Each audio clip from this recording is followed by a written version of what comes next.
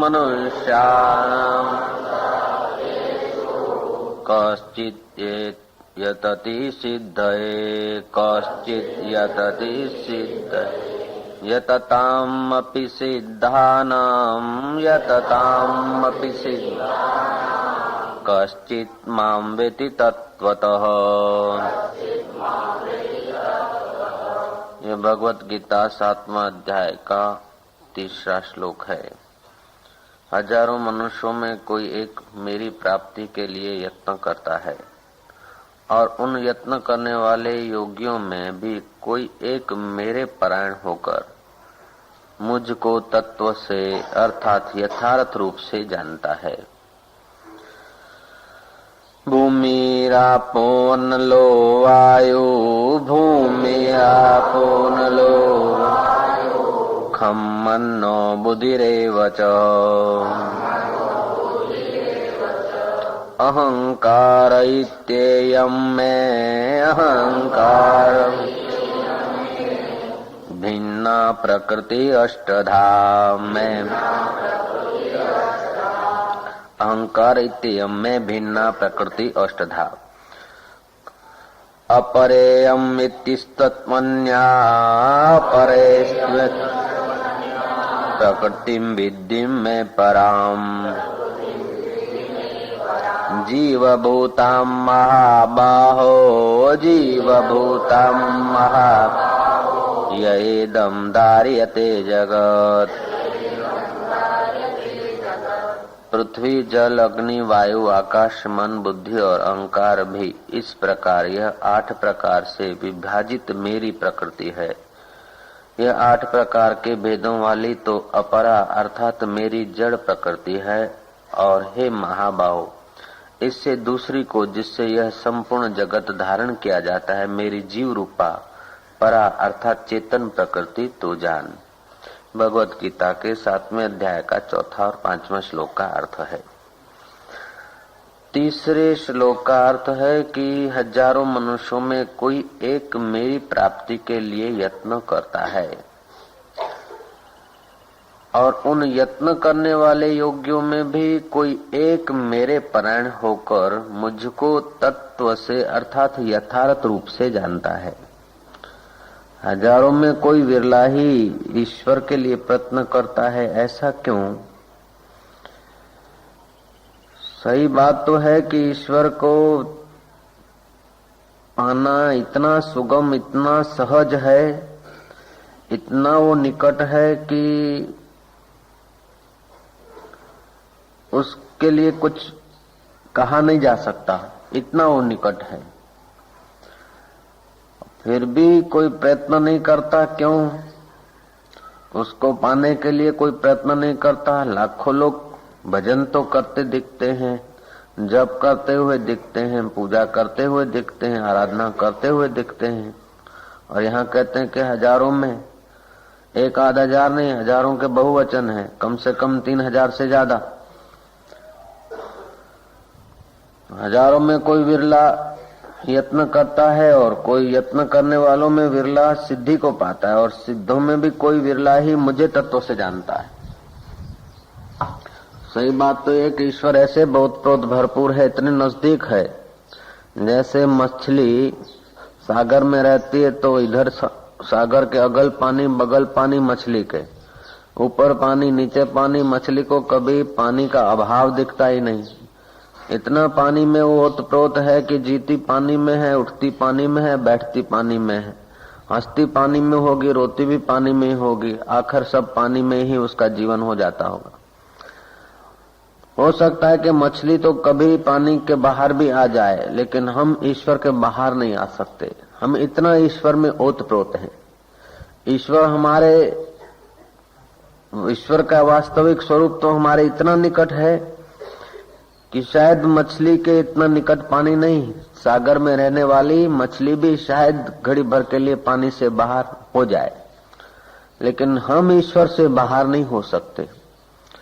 मछुआ मछली को पकड़कर किनारे फेंक दे, नाव में डाल दे, नाव है सागर में, लेकिन सागर से बाहर मछली को एहसास हो जाएगा पानी का, लेकिन हमें ईश्वर से बाहर, ईश्वर से अलग कोई नाव में कोई डाल दे अथवा ईश्वर से अलग कोई किनारे पर रख दे, ऐसी संभावना नहीं है। तो ईश्वर इतना निकट, इतना ओतप्रोत, और जो चीज ओतप्रोत होती है, निकट होती है, उसको जानने की जिज्ञासा भी नहीं होती और उसका अभाव भी नहीं दिखता। ओतप्रोत है ना, जैसे हमारे हाथ ठीक हैं तो कोई पता नहीं, लेकिन जब पीड़ा होती है किसी उंगली में तो मन वहां जाता है। मुंह में दांत हैं, पिछले 42 साल से दांत थे, कोई खास उनका विश्लेषण नहीं, खास कोई उनके तरफ चित्त गया नहीं। एक दांत टूट गया तो जीभ बार बार वहीं जाएगी। जीभ ने देख लिया एक बार नहीं है तो नहीं है, नहीं फिर वहीं जाएगी। तो हमारे मन का स्वभाव है, जो चीज नहीं है उसके तरफ बार बार जाती है, और जो है मौजूद उसके लिए लापरवाही होती है। तो परमात्मा इतना मौजूद है, इतना मौजूद है कि सागर की मछली को इतना पानी मौजूद नहीं, नजदीक नहीं, जितना हमारे नजदीक परमात्मा है। इसलिए शायद हम परमात्मा के वास्तविक तत्व के तरफ नहीं जा पाते। भजन तो करते लोग भगवान का, मजे की बात है कि परमात्मा इतना नजदीक होते हुए भी परमात्मा का तत्व जानने की हमको तड़फ नहीं है, इसलिए परमात्मा के सिवाय और सब कुछ जानते, बाकी परमात्मा तत्व को नहीं जानते। और सब कुछ जाने तो उसकी एक कौड़ी की भी कीमत नहीं, और सब कुछ पा लिया तो उसकी एक अधेले की भी कीमत नहीं। जिससे पाया जाता है उसको नहीं पाया, जिससे जाना जाता है उसको नहीं जाना। जिसको एक बार पाने के बाद आदमी महान धनवान हो जाता है, महान ऐश्वर्यवान हो जाता है, महान सत्तावान हो जाता है, और उसको पाए बिना जो कुछ है, कितना भी कुछ है, वो महान दरिद्र है। दरिद्र वो नहीं कि जो सड़कों में भीख मांगता है,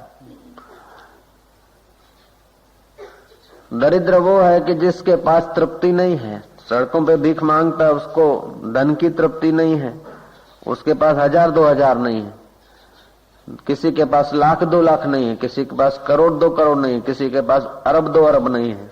जो है उसकी लापरवाही है, और जो नहीं है उसके लिए भीख मांगना चालू है। भिखारी के पास पैसा नहीं है उसलिए भीख मांगता है, कोई खुलेआम भीख मांगता है, कोई और अटकल से भीख मांगता है, लेकिन सब भीख मांग रहे हैं सुख की। धन हो तब सुखी हो, सत्ता हो तब सुखी हो, सौंदर्य आए तब सुखी हो, अमुक व्यक्ति मिले तब सुखी हो, अमुक जगह पर जाऊं तभी सुखी हो, अमुक अवस्था पाऊं तभी सुखी हो।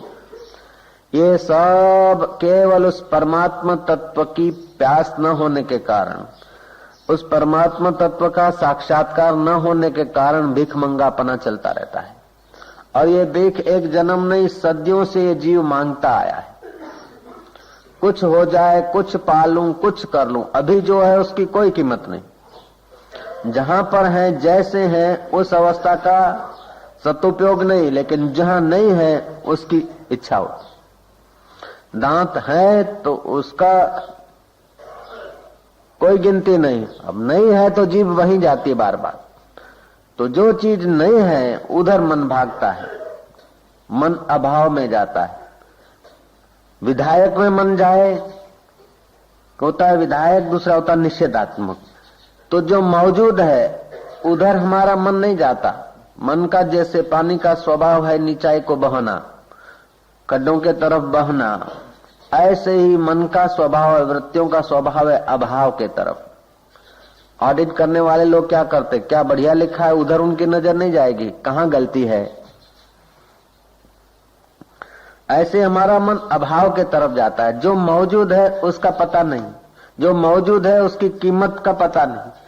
संत तो यूं कहते हैं कि दुनिया में दुखी आदमी खोजना असंभव है, गरीब आदमी खोजना असंभव है। हर इंसान के पास इतना खजाना भरा है, इतना वो धनवान है कि सारे विश्व को चलाने वाला चैतन्य परमात्मा उसके दिल की धड़कनें चला रहा है। इतना वो आनंद स्वरूप है कि सारे ब्रह्मांड को आनंदित करने वाला परमात्मा उसके पास है। तो फिर आदमी दुखी मिलना मुश्किल ही है।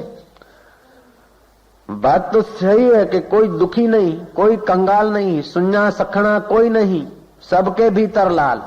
भीतर लाल तो है, लेकिन उस लाल के सद्भाव का हमको ख्याल नहीं, मौजूदगी का हम उपयोग नहीं करते और ला मौजूदगी के तरफ मन भागता जाता है।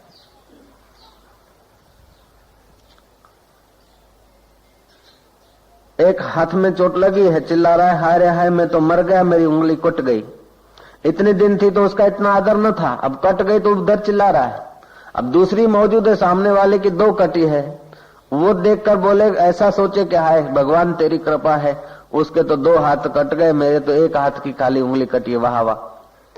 धन्यवाद करके भी तो जी सकता है, नहीं हाय रे हाय मेरी उंगली कट गई। निषेधात्मक वाले व्यक्ति का जीवन कैसा होता, पूछो तो क्या हाल है, बोले क्या भगवान ने दुनिया बनाई, 2 लंबे लंबे दिन के बीच एक छोटी सी रात, 2 लंबे लंबे बीच दिन प्रकाशमय विधायक मन ऐसा बोलेगा। 2 सुहावने सुंदर दिनों के बीच जरा सी रात बनाई, क्या भगवान की दया है, कितना प्रकाश है, कितना उजाला है जीवन में। और निषेधात्मक होगा तो अरे क्या दुनिया है, अंधेरा ही अंधेरा, 2 लंबी रातों के बीच एक छोटा सा दिन, 2 लंबी रातों के बीच एक जरा सा दिन। तो जो दुख खोजता है उसको दुख ही दुख मिलेगा। मैंने सुनाई थी वो बात, कौरवों के बड़े भ्राता दुर्योधन को भेजा के जा सज्जन को खोज करा। सारा दिन खोज तान करते करते छानबीन करते शाम को गुरु के द्वार पर पहुंचा के गुरु जी सज्जन आदमी कोई मिलता ही नहीं, सब लुच्चे बदमाश बेकार आदमी है। दूसरे दिन युधिष्ठिर को भेजा गया कि जाओ दुर्जन आदमी को खोज कर लाओ। युधिष्ठिर गए, वे भी छानबीन करते शाम को लौटे, बोले दुर्जन तो कोई है ही नहीं, मैं पूरा गांव ढूंढ के आया हूं।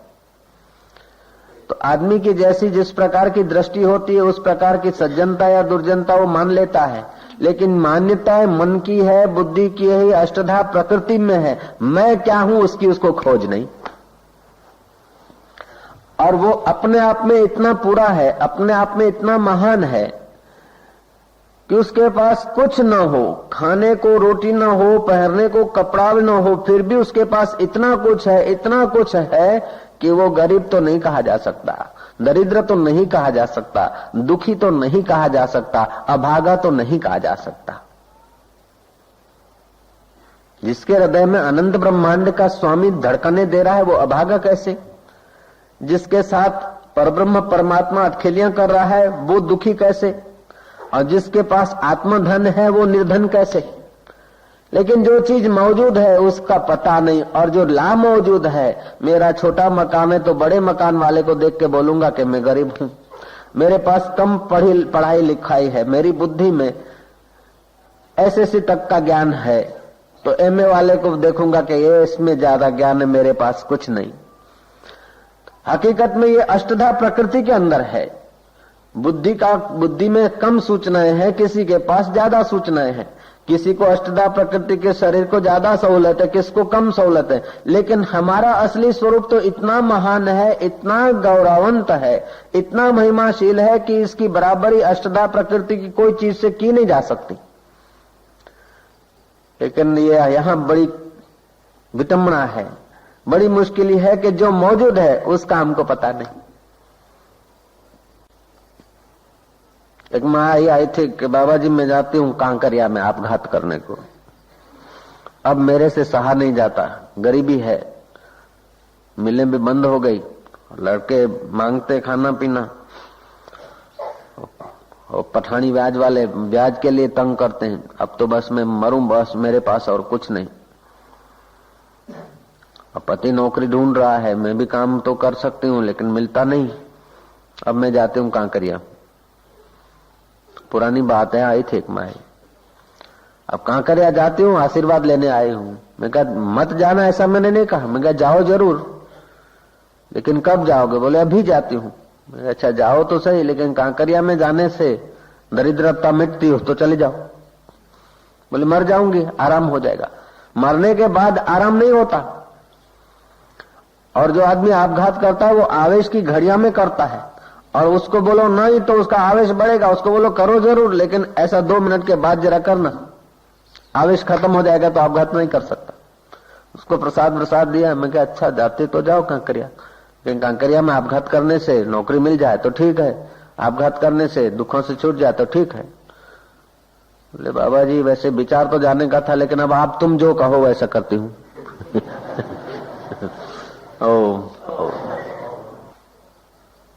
हमारी इस अष्टधा प्रकृति के शरीर को कोई चीजें कम मिलती है अथवा कोई तकलीफ आती है तो हम बेचैन हो जाते, परेशान हो जाते, अपने को अभागा और पापी और दुखी दीनहीन मानते। और उस वक्त भी हमारे पास कितना कुछ भरा पड़ा है। उस महिला को कहो कि चलो तेरे पास कुछ नहीं, तो दरिद्र है, तेरे पास कुछ नहीं है इसलिए मरती है, तो फलाना सेठ आया है, अब मैं उससे बातचीत करता हूँ। सेठ जी बोलता है कि माई 2 आंखें दे दे तो 1 लाख रुपया मिलेगा। बोल देगी? ले बाबा जी लाख रुपए में अपनी आंखें, मैं तो 10 लाख में भी नहीं दूंगी। अच्छा तो आंखें तो खैर तुम्हारे काम में आएगी, कांकरिया जाते जाते खुद का मारने में आंखें तो काम आएगी, उसलिए नहीं देती। ठीक है तो अपने हाथ दे दे, कान दे दे, ले ले 25-25 हजार रुपए। नहीं, अरे तो उस परमात्मा ने ऐसी ऐसी चीजें दे रखी है जिसके आगे 2 लाख 10 लाख कुछ नहीं, और उससे भी अधिक वो स्वयं तुम्हारे साथ है, उसकी तुमको फिक्र ही नहीं। तो श्री कृष्ण बोलते हैं मनुष्याणाम सहस्त्रेषु, मनुष्यों में मनुष्य तो बहुत है। वल्लभाचार्य कहते हैं 2 पैर वाले पशु का नाम मनुष्य नहीं है, मनुष्य वो है जो मन से भगवान के साथ संबंध जोड़ सके। मनसा शिवेति मनुष्याः। वल्लभाचार्य कहते हैं कि जो शरीर भगवान की भक्ति करने के काम आए, जो बुद्धि भगवान तत्व के समझने में काम आए, जो वस्तु भगवान के काम आए, जो बुद्धि भगवान के काम आए, जो देह भगवान के काम आए, भगवान के योग्य जो तन बुद्धि मन है वो मनुष्य है। भगवान को पाने के योग्य, भगवान की सेवा के योग्य जो नहीं है वो मनुष्य नहीं है। स्वल्प पुण्यवताम राजन विश्वासो नहीं वजायते। अल्प पुण्य वाले व्यक्ति का भगवान में, शास्त्र में, गुरु के वचनों में विश्वास नहीं होता। पुण्य यदि जोर मारते हैं तभी भगवान में विश्वास होता है। तो 2 पैर वाले पशु का नाम मनुष्य नहीं, जिसका भगवान में, शास्त्र में, संतों में श्रद्धा है, विश्वास है, ऐसे लोग मनुष्य हैं। फिर चाहे उनका शरीर काकभूषण का हो, चाहे गरुड़ का हो, चाहे जटायु का हो, वे सब भगवत सेवा के अधिकारी हैं। जो भगवत सेवा के अधिकारी वो सब मनुष्य हैं। आद्य शंकराचार्य मनुष्य की भाषा और ढंग से करते हैं परिभाषा। वो कहते हैं परमात्मा सच्चिदानंद है, नाम रूप ये अष्टधा प्रकृति का है, माया का है। सच्चिदानंद परमात्मा की अभिव्यक्ति जिस नाम रूपधारी में हो सके, सच्चिदानंद परमात्मा की अभिव्यक्ति जिस व्यक्ति में हो सके वे सब मनुष्य हैं। परमात्मा सत्य है, सत्य वस्तु तो सब है, किसी का नाश नहीं होता, लेकिन चेतनता नहीं जड़ वस्तुओं में। पशु पक्षी आदियों में चेतनता तो दिखती है, लेकिन सात्विक आनंद नहीं दिखता। मनुष्य है जो श्रद्धालु हो, सत्संगी हो, सत्शास्त्रों को समझने की उसके पास क्षमता हो, तो उसके अंदर सत्चित आनंद स्वरूप परमात्मा की अभिव्यक्ति होती है। तो परमात्मा सर्वत्र, लेकिन उसकी अभिव्यक्ति होने की संभावना जिनके पास है वो सब मनुष्य है तो बड़ी जाति का बड़ा बुद्धिमान, लेकिन सच्चिदानंद परमात्मा की अभिव्यक्ति की क्षमता नहीं है, नास्तिकता है, विश्वास नहीं है, अपने जीवन को बाह्य चीजों से ही सजाने में जीवन बर्बाद करने की रुचि है, ऐसा व्यक्ति शंकराचार्य की नजरों से मनुष्य नहीं है। श्री कृष्ण कहते मनुष्याणाम सहस्त्रेषु, हजारों मनुष्यों में कोई। बहुधा तो व्यक्ति ईंट चूना लोहा लक्कड़ के मकान बनाने में, फैक्ट्री बनाने में, किताबी ज्ञान को, पुस्तकी ज्ञान को खोपड़ी में भरने में अपना जीवन पूरा कर देते हैं। 2-5 बच्चों की एक पलटन घर में तैयार हो गई, बहू आ गई, ननंद आ गई, देरानी आ गई, जेठानी आ गई, गहने आ गए, 2-3 सेट आ गए गहनों के, आहा, संतुष्ट हो गए। लेकिन वो संतोष सतत नहीं रहेगा। संतुष्ट सततम योगी यत आत्मा दृढ़ निश्चया। जो यत आत्मा है, दृढ़ निश्चय है और भगवान में मन बुद्धि को अर्पित कर चुका है, वह सतत संतुष्ट रहता है। बाकी के लोग तो थोड़ी थोड़ी चीजों में संतुष्ट हो जाते हैं, लेकिन उनका संतोष सतत कभी नहीं टिक सकता है। मकान पाकर संतोष हुआ, नहीं था तो खटकता था। मकान जब तक नहीं है तब तक तो अपना दिमाग आर्किटेक्ट हो जाता है कि ऐसा बनाऊंगा, ऐसा बनाऊंगा, ऐसा करूंगा, ऐसा करूंगा, ऐसा खिड़की रखूंगा, इतना दीवार लंबी करूंगा, ये करूंगा, वो करूंगा। जहां जहां मकान दिखते हैं वहां तुम्हारा मन काम करने लग जाता है कि हम ऐसा मकान बनाऊंगा। बच्ची की शादी करानी है, मंगनी करानी है, तो जहां जहां जवान लड़का जाता है वहां वहां मन जाता है कितना पढ़ा होगा, किसका होगा, कैसा है, क्या है, क्या है, मन घूमता है। जब काम हो गया, नहीं है तब तक, जमाई राज नहीं है तब तक मन तो न जाने क्या क्या, जैसे मकान में आर्किटेक्ट बन जाता है मन, ऐसे जमाई खोजने में भी जो चीज नहीं है उसको खोजने में जहां जहां नजर जाएगी लगाएगा, लेकिन जो चीज मौजूद है फिर उसकी लापरवाही करेगा। ये मन का स्वभाव है। ऐसे परमात्मा सतत मौजूद है, उसलिए उसकी लापरवाही है, और जो चीजें ला मौजूद है उसके लिए तुम भागे दौड़े जा रहे हो। ला मौजूद है उसको तुम मौजूद करके सदा रख नहीं सकते हो, और जो सदा मौजूद है उस परमात्मा का कभी त्याग नहीं हो सकता है। एक ईश्वर है जिसका हम त्याग नहीं कर सकते। संसार को पूरा परिश्रम करने के बाद भी हम सदा के लिए रख नहीं सकते, और ईश्वर को हम छोड़ नहीं सकते। अब जिस चीज को छोड़ नहीं सकते और जो सदा मौजूद है, तो हमारे मन की कमजोरी यह है कि जो मौजूद है उसके तरफ उसकी नजर नहीं, और जो ला मौजूद है उसके तरफ वो भागता है। यही बड़े में बड़ी कठिनाई है। उसीलिए परमात्मा साक्षात्कार नहीं होता, उसीलिए परमात्मा साक्षात्कार कठिन सा हो रहा है। वरना ईश्वर को पाना, आत्मा को पाना कठिन नहीं, इससे बढ़कर कोई जगत में सरल काम नहीं। परमात्मा का दर्शन करने से बढ़कर दुनिया में और कोई सरल काम नहीं है। और उसकी प्राप्ति के बाद जो कुछ मिलता है, जो वो प्राप्त हो गया तो आदमी निहाल हो जाता है। जीने का ढंग बाद में ही आता है। सचमुच में मनुष्यता तो बाद में ही चमकती है, जब उस तत्व को जानता है। उस तत्व को जाने बिना जो कुछ पाया है उसकी कोई 2 कौड़ी की भी कीमत नहीं, अपने जीवन की 2 कौड़ी की भी कीमत नहीं, यदि उसको नहीं पाया तो। और पाना इतना आसान है कि वशिष्ठ जी कहते हैं कि राम जी, फूल पत्ती और टहनियां तोड़ने में परिश्रम है, लेकिन अपने परमात्मा तत्व को जानने में क्या परिश्रम, इतना सुगम है।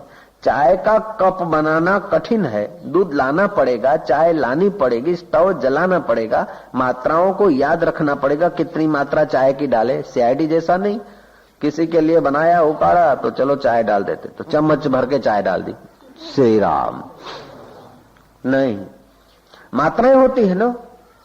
तो चाय में चाय कितनी डाले, पानी कितना डाले, 1 कप पानी हो, 1 कप दूध हो, आधा चम्मच चाय का हो, और आधा किलो खांड डालो तो वो तो महाराज चाय नहीं बनेगी, चाशनी बन जाएगी। तो इनमें तो थोड़ा बहुत मात्राएं चाहिए, पदार्थ चाहिए, स्टोव चाहिए, और थोड़ा वेट करना पड़ेगा, तब चाय बनेगी। ऐसा नहीं कि परमात्मा की कुछ मात्राएं चाहिए, परमात्मा बनाना है तो उसका ऐसा ऐसा मिश्रण होगा तब परमात्मा बनेगा।